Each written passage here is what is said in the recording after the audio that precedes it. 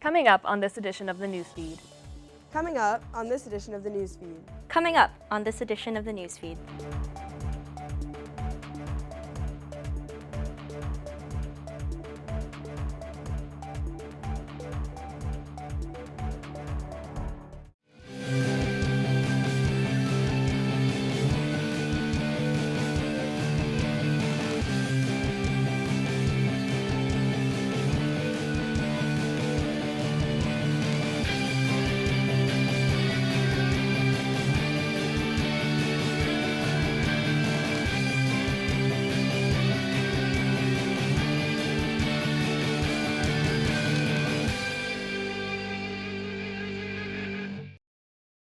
Despite the COVID-19 pandemic, the community still came together for a day of remembrance. To ensure that Virginia Tech was doing its part to participate in social distancing while still remembering those who passed on April 16, 2007, the remembrance ceremonies were forced to adapt. This year, the ceremonial candle at the April 16th memorial still burnt for 24 hours, but there was no public ceremony at midnight. So, given where we are today, it is so important to maintain that distance and to uphold the governor's stay-at-home order. So we did a creative, if you will, redo of this year's Day of Remembrance, but not redoing or undoing that commitment to remember. The annual 3.2-mile run in remembrance was changed to a virtual event to limit public gathering. Through the app Stride Kick, participants were able to join the university's page, where their steps were then counted to reach the ultimate goal of 32,000 miles. It's still a cool way, you're able to stay connected and feel like you're still a part of that community, especially on April 16th. There's not really any day that brings Hokie Nation together better. Over 11,000 people participated in the event, collecting a total of 83,563 miles, well above the goal of 32,000. Despite not being able to physically assemble, Virginia Tech was still able to unite to honor their fellow Hokies. Reporting from Blacksburg, I'm David Kelsey. Thursday marked the 13th anniversary of the tragic shooting on Virginia Tech's campus. Due to coronavirus restrictions, this year's remembrance events were held a little differently. Special Collections at the university created an online exhibit titled Unknown Origins that highlights anonymous gifts of support sent to the university following the events of April 16th.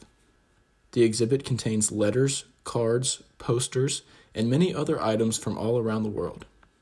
Even in the aftermath of all of that, we received a large outpouring of support, messages of love and hope, and something that I think people should be reminded of when tragedy strikes. Even in difficult times, Hokies continue to do what they do best, by coming together as a community. Reporting for the Newsfeed, I'm Isaac Poe.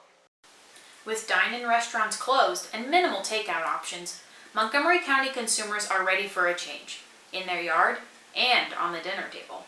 I don't even think you can buy seeds anymore. Not only are people looking to cook more meals at home gardens are becoming more popular. One organization helping with this transition is the Virginia Cooperative Extension.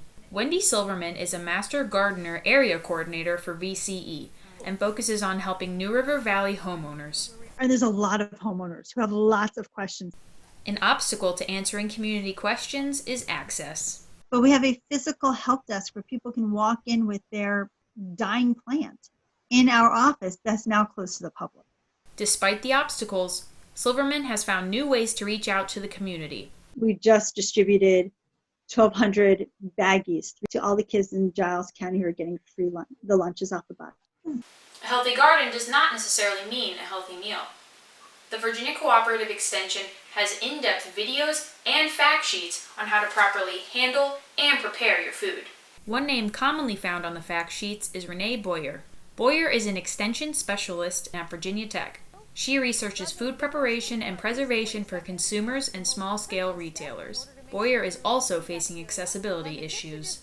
How do we transition the face-to-face, hands-on home food preservation trainings that we do across the state? How do we transition those online? From garden to table, Boyer and the rest of VCE have a clear focus. So trying to get at the forefront of some of those conversations, primarily on social media like Twitter or Instagram or Facebook, and and trying to put out the right information, correct information, science-based information, because there's so much misinformation out there right now. Boyer predicts not only will people ask for guidance on how to grow their food, but also on how to can and preserve it. Reporting from the New River Valley for the Newsfeed, I'm Alex Springer. In response to the COVID-19 pandemic, Virginia Tech decides to move new student orientation for the class of 2024 online. With classes, campus tours, and other events making the switch to online, turning orientation and other new student activities virtual was the next step in ensuring the virus does not spread to Blacksburg further. According to Virginia Tech new student and family programs, students will still have the opportunity to meet other new Hokies, connect with an orientation leader, and learn about traditions and ways to get involved on campus. Like many other students across the country, incoming freshmen at Virginia Tech are feeling uncertain about how online programs like orientation will affect their first-year experience. The worst part for me about not getting to do in-person orientation is it's something, of course, I've been looking forward to for a while because I was raised on Virginia Tech football games and tailgates and stuff like that. And I'm also ironically, not a big technology person. For some incoming students, orientation is their first experience seeing campus and making friends with other Hokies. I'd much rather have it be on campus so I get a good feel. I mean, I've been there, obviously, with my brother, but I'd like to be able to go there for myself and see what it's all about. I think it'll take a little bit longer to make friends and get in the normal routine. But New students are still required to attend the virtual orientation experience, and parents and families can also sign up for an online program. Reporting for the Newsfeed, I'm Elise Rosigliano. For well over a month now, college students have been facing the reality of completing their semester online. With just a few weeks until the end of the term, here's why their summer won't be looking any different. In today's job market, internships help college students and employers learn more about each other. Students use them as opportunities to learn more about the field, while companies get to groom their potential entry-level newcomers for the following year. So I got an internship with the digital sales team at IBM for the summer. Trevor is a junior at Virginia Tech who is looking forward to his summer at IBM in Atlanta before his program was moved online. It wasn't really ideal for what I wanted to do, especially wanting to go into sales. It's a lot of networking and interacting with people, so it's a lot harder to do when you're not in person, but definitely going to try and make the most of it and be able to do that from a distance. Due to the concerns over COVID-19, many companies are transitioning interns to an online program or just canceling their programs altogether. From prestigious tech companies like Microsoft and Google to financial giants like Morgan Stanley, college students will have to complete their programs from their homes. The coronavirus has shaken up the world and all of our daily routines and schedules, higher education and on-site job training included. Reporting for the Newsfeed, I'm Sean Torney. State governments are staring down a serious fiscal crunch as the COVID-19 outbreak continues to spread.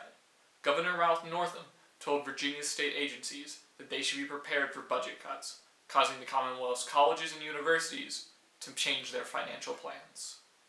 Virginia Tech Provost Cyril Clark announced that the university will freeze hiring as it waits for the state legislature to meet and determine funding for the upcoming fiscal year. Hiring will be limited to only the absolute essentials, and positions created by resignation and retirement will remain unfilled unless they meet this criterion. Departments wishing to make new hires must seek approval before recruitment can begin, and the university suspended all current recruitment efforts until they deem positions essential. Sudipta Sarangi, a professor in and the head of the economics department, said that the freeze will be manageable if the crisis remains short-term. Right now, I think we're okay in terms of the instructional needs. So it would be nice to be able to hire, and there are some areas where we would have liked to hire, but I think we're okay for the short run. Yeah, if this crisis were to hit for a few years, then there will be some problems. Virginia Tech is not alone in implementing a hiring freeze, as other universities institute similar policies, severely limiting the job market for Tech's graduating PhD students. At the University of Virginia, a salary freeze was implemented in addition to the hiring freeze, and while no such measure has been announced by Virginia Tech, there is likely to be more belt-tightening ahead. Reporting from Blacksburg, I'm Connor Brown. The CDC's recommendation to wear face masks in public has left people scrambling to purchase one or make their own in an effort to mitigate the spread of COVID-19. This has sparked a debate in the scientific community as to whether masks actually help. New studies demonstrate that a surgical or homemade mask may not effectively protect the person wearing it, since less than medical-grade masks can still let the virus in. Additionally, people wearing masks tend to touch their faces more and feel a false sense of security, so they let down their guards in public. To mitigate the spread of this disease, scientists agree that it is not enough to just protect ourselves, but we also need to protect others. What about the other use of masks as a form of source control, not protecting the person wearing it, but protecting those around them? That's actually why the guidelines are encouraging us to wear cloth face coverings, not to protect us, to protect others from our potential asymptomatic or pre-symptomatic transmission of COVID-19. As more data becomes available, policies and recommendations will continue to change. It is important to stay up to date with CDC guidelines as COVID-19 continues to spread across the globe. Despite the uncertainty and lack of data on COVID-19, reports show that social distancing is working, as the number of new cases in Virginia has dropped for the third day in a row. Reporting for the newsfeed, I'm Rasha Aridi. Reporting from Roanoke, Virginia, I'm Will Bauer. The coronavirus pandemic has impacted nearly every aspect of day-to-day life for the past 6 weeks, as people around the globe have been self-quarantining in their homes in efforts to help flatten the curve. Staying at home and limiting social contact with anyone except those you already reside with is a smart way to prevent oneself from contracting the coronavirus. However, extended periods of self-isolation can come with some negative side effects for those who already struggle with maintaining their mental health during stressful times. I didn't have any motivation to get up out of bed. Schoolwork wasn't interesting, and I felt like I was kind of just like on pause almost. And as quarantine has continued, I would say the pause has kind of turned into a stop where I'm not doing anything that I feel like is meaningful. I'm just, running in the same circles every day. Only time will tell to see when the stay-at-home orders will be lifted or extended and how this change will affect the mental health of those who have been suffering during this time. Reporting from Roanoke, Virginia for the newsfeed, I'm Will Bauer. My name is Maya Sampson, reporting for the newsfeed. As people continue to self-isolate and social distance, police officers across the country are still working. While adapting to the new social distancing policies, they continue to do their everyday job. John DeJulian explains how things have changed for himself working in Fairfax County. The Fairfax County Police Department has reduced their police-citizen contacts by creating social distancing, reducing the number of calls for service that the police officers go to. There's more and more calls going to the citizens reporting system, which is a phone reporting, and less calls for police officers to go to. While Blacksburg didn't have a high crime rate to begin with, police officers in Blacksburg are focusing on monitoring the social distancing going on in Blacksburg. While Fairfax may not be seeing much of a change in the crime rate, cities with more coronavirus cases have seen a decrease in crime rates. According to the Marshall Project, cities like Detroit, Los Angeles, San Francisco, and Chicago have seen a decrease in crime rates for the week of March 22nd. Unfortunately, on the other hand, there has been an increase in domestic violence calls. I don't know that we've noticed an uptick or a downtick other than maybe domestic type calls. In times of fear and pandemic, one of the most valuable sources of information is through the news. But due to the perimeters set by social distancing, journalists and news stations around the globe have had to creatively adapt to how they get this information and provide it to the common household. Wiping down microphones between interviews, scheduling Skype call after call with doctors and specialists, live streaming a broadcast of the newest death toll in one's own living room. These are all now components to the news reporting of the year 2020. Haley Brown, reporter and anchor for WVVA, found that the initial impact of COVID-19 was more profound than she had expected. As a journalist, you're hearing all of the behind-the-scenes information, so to speak, from the health experts, so you know just how bad it could be. But at the same time, like, you have to sit there when you're anchoring, especially in front of the audience, and have a calm demeanor and present the information to them, because it's important for them to get that information. While taking part in social distancing, Catherine Maxwell, a meteorologist for WVVA, has found that working from out of her living room puts the term making the viewer feel at home quite lightly. So it's just very odd because now the viewers have a new perspective of me. They don't see you always in front of the green screen or at the weather center. Now they actually see you truly in your home. So that's a little weird too. You have to invite them into your home, because usually they invite you into their home. So now it's vice versa. By continuously striving to provide the public with the most important of facts, news reporting has become a risk worth taking for many that love the job. News is important. I think a lot of people realize that now. So I feel better than ever that I'm in journalism during this time, and I'm not worried. Whatever the pandemic should throw at us, we're still going to be journalists, and we're still going to be, doing a service for people. And that means a lot. And that means that we all, come together. With a future that's uncertain and a present that's unstable, it can be difficult to go out day after day, providing for the community while putting one's life on the line.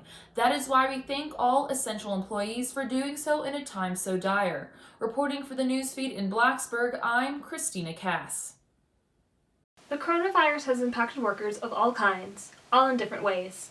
Due to the coronavirus, many people are being faced with changes to their work environment. For those with jobs that are able to be worked from home, kitchen offices and webcam meetings are slowly becoming more familiar. Many working at home say that keeping a routine is key, waking up, working, and taking time to relax at the same times every day. There are also essential workers that cannot work at home, such as grocery store employees or those who work in healthcare. Here's Patton, who works as a dietary aide at a retirement and assisted living facility, still needs to leave the house for work every day, potentially putting her at risk.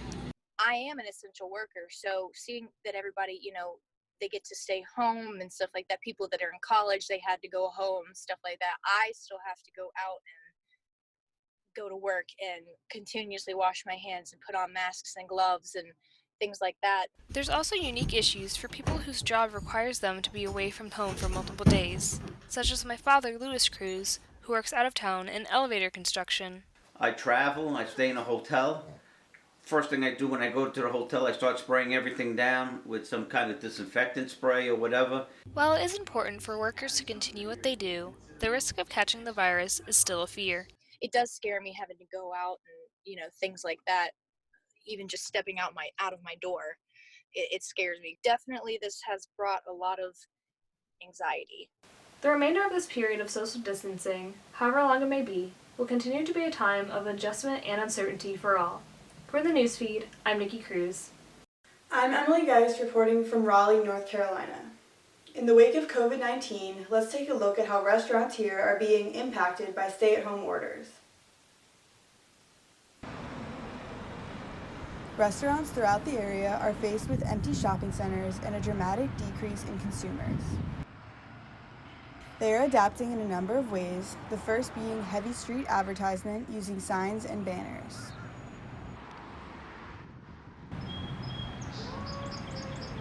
Many places are also transitioning to takeout and delivery orders when these options were not originally offered before. Businesses are taking advantage of delivery services like Grubhub, Uber Eats, and Postmates. Casual dining places, or building with drive-thrus already built in, seem to be faring better than nicer, more upscale restaurants. Some restaurants have even taken additional measures for safety, such as moving transactions outdoors.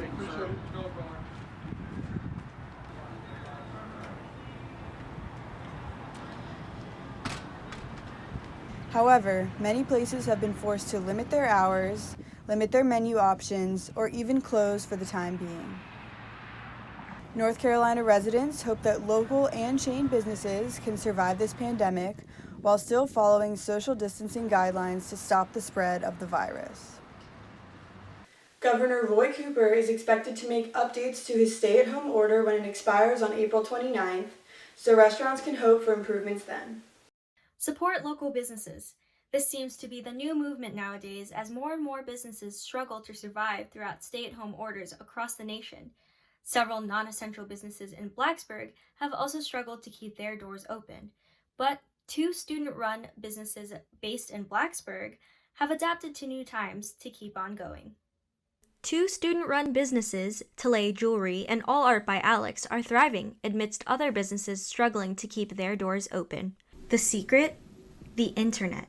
Patty Vitupakorn is the founder of custom jewelry business Tillay Jewelry. The Virginia Tech student runs her business entirely on Instagram. She receives her materials from an overseas partner and then makes, packs, and ships all orders on her own. But since international warehouses have altered policies to prevent the spread of COVID-19, Vitupakorn says shipping costs from her manufacturer partner have doubled. So I'll either be out of stock of an item or I'll have to pay that premium price. She also has a new sanitization process when receiving her jewelry making materials in the mail. And when we get packages, we Lysol them, leave them in the garage for a couple of days. Alex Preston, a Virginia Tech senior, sells hand-painted art on vinyl records to local customers in Blacksburg. Just like Vitupakorn, she struggles to get materials for her business called All Art by Alex. So usually I would buy records from the thrift store. Since they're all closed now, I have to rely on Facebook Marketplace for donations or just donation from friends. Both businesses have abandoned their customer pickup option, so there are new final steps in the delivery process, including a customer warning. And when I ship things out, I don't go to the post office. I have USPS pick them up for my house. And I always tell my customers, hey, just be careful while doing this. The COVID-19 pandemic has given both young entrepreneurs a few difficulties, but nonetheless, they're adopting new practices and continue to make something of it. What was originally set to expire on April 23rd, Governor Ralph Northam announced on Wednesday that all non-essential businesses are to remain closed until May 8th. Reporting from Blacksburg, Virginia, I'm Aubrey Medina. I'm Kaylee Tony, reporting from Buckingham. COVID-19 has stopped day-to-day life, including the workplace, for many. Most companies that find it possible have converted to working from home in hopes to stop the spread of COVID-19. While some are welcoming the ability to work from home with open arms, others find it very difficult. The nature of my work is all software development, and most of our clients are out of state anyway, so we have a lot of telepresence systems and technologies like Cisco WebEx that facilitate us to do all our work remotely anyway. So outside of being co-located to other people within my company, nothing has changed for me.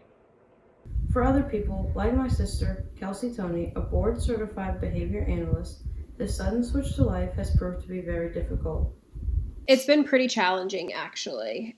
I work with children 2 to 12 that are severely impacted on the autism spectrum, so trying to work with them on a computer screen has been challenging, in addition to the fact that there's been technical difficulties. She is having to come up with creative ways like different games over video calls to continue to work the best she can. With the uncertainty surrounding COVID-19, it's unclear how long people will be working from home. Until then, workers will continue to adapt the best they can. Reporting for the newsfeed, I'm Kaylee Tony. While many businesses struggled during the COVID-19 outbreak, the pandemic has meant steady business for alcohol sales. According to National Market Research, alcohol sales are up 55% compared to this time last year. Taylor Thornburg, public relations specialist for Virginia ABC, says Virginia also saw a short spike in sales. We did see a 59% increase in sales statewide the week of March 15th to the 21st. That was the largest increase that we had seen thus far in this pandemic. Things have returned to more normal levels now. One reason alcohol sales aren't struggling in the same way as other businesses may be special accommodations made by the governor. Businesses are usually not allowed to sell alcohol to go in Virginia, but the state has eased regulations to help businesses survive. Some of these special accommodations are already written into Virginia law in case of emergencies. We were pretty easily able to loosen restrictions on the sale of wine and beer to go because wine and beer to go was already written into the code. So we were pretty easily able to say, okay, licensees with an on-premise license are now allowed to sell wine and beer for carryout or for delivery. While other regulations had to be changed.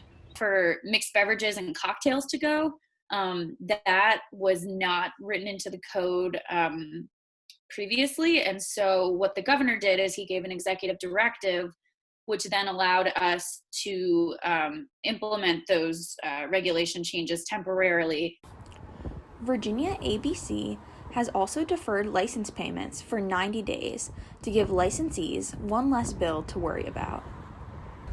As of last month, Blacksburg businesses like Sharky's and the Blacksburg Wine Lab have been selling beer and wine to customers. And starting last week, reporting back in Northern Virginia, I'm Brendan Coffey. The restrictions placed on Americans due to the effects of COVID-19 can have many of us feeling cramped inside and looking to get some fresh air outdoors, leaving families, runners, hikers, and many people with good intentions to flock to the national park system. But what if these good intentions can have bad outcomes, making that fresh air you're looking for not so fresh anymore? In the last few weeks, thousands of Americans have traveled to the 419 parks managed by the National Park System. This is only accelerated in March when the White House announced that the park's visiting fees would be waived. The decision to continue NPS operation drew heavy backlash from park employees, including one coalition which called the incentives frightening and putting NPS employees and community members at serious risk of exposure to the virus. Critics say that crowded parks make it impossible to maintain social distancing. One memo within the Department of Interior expressed the need to restrict new employees, volunteers, partners, and concessioners from coming into the park to the greatest extent possible. Yet, still no national decision was made by the end of March. To compensate, individual parks began making their own calls, and popular sites like Yosemite, Yellowstone, and the Grand Canyon began to announce their closures. Zion National Park near Las Vegas attracted heavy criticism after a picture was released showing dozens of hikers barely feet apart on a tight trail. Katie Scrizzy was in the park just days before they, too, announced their closure. Like, the bathrooms are still something everyone's going to use. The trails, there's only so many trails, so a lot of people are getting funneled in the same place and sharing the same air. And then there's a lot of, like, rangers and staff that still have to take care of those facilities, and so it's still putting a lot of people at risk. Now, just because the parks are closed doesn't mean they can't still be explored. Ironically, some people are turning to their devices to explore the parks virtually. Google Earth even offers a 360 view of some sites. The switch might just save lives. As of early April, hundreds of parks had closed and at least 10 park employees had tested positive for coronavirus. Now, just because the national parks are closed doesn't mean you can't still spend time outside. But remember, if you do, to practice the CDC's guidelines and stay at least 6 feet away from others. And practice a little patience too while you're at it, while the parks are on pause. Reporting for Digital Newsroom, I'm Brendan Coffey. While we're all quarantined, those of us with birthdays are still trying to find ways to celebrate, but also while still practicing social distancing. All of us want to maintain normal routine or celebrating with friends for birthdays, but this year, that is definitely not what's happening for everyone. For me, I just did work in my pajamas in the bed, went to normal meetings. Nobody knew it was my birthday, so it was like a normal work day. Honestly, I didn't really do anything. I just ate some cake. You know, that was it. While some of us can't celebrate our birthdays like we normally do, some of us are finding new ways, whether it be staying outside someone's house or online. With limited supplies, we have to be resourceful, like sticking old candles in a piece of bread just so we can see our friends in person and show them. But some of us aren't too lucky to see people in person for their birthdays. Even if we failed to light the candles, at least we got to see our friends. My cousin's 21st birthday was actually just this month. He and I are the only children in the family, so he's the closest thing I have to a brother. And he got back from a study abroad venture in Barcelona right at the beginning of the outbreak, and he had to be quarantined for 2 weeks. His parents couldn't even see him. Things are definitely different this year, but we can always try again next year. This is Melanie Zumdian reporting for the newsfeed. This Thursday, April 23rd, the NFL Draft will get underway, and it will have a completely different look than any other draft to date. Just last week, the NFL officially declared the draft to be held online due to the coronavirus. Although this hinders a lot of draft day traditions, it does provide an opportunity to make this draft unique.